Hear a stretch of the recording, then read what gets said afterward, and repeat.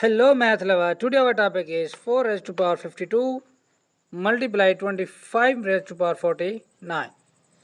First of all we can write this one like as 4 raised to power 49 plus 3 cross 25 raised to power 49.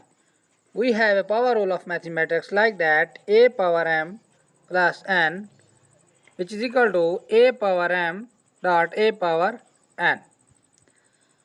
We apply this formula over this. We can write this one like as 4 power 49 cross 4 power 3 cross 25 power 49. Now we have another mathematics rule like that a power p cross b power p is equal to a dot p power p. We apply this formula over both of these. So we write this one 4 power 3 cross 4 multiply 25 power 49. 4 power 3 cross 4 cross 25 is equal to 100. And 100 is equal to 10 raised to power 2.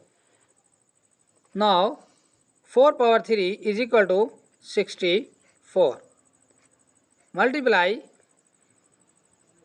100 is equal to 10 power 2 power 49. 64 dot 10 multiplied by 49 become 10 power 98. If we take this decimal into this becomes 6.4 cross 10 raised to power 1 cross 10 raised to power 98.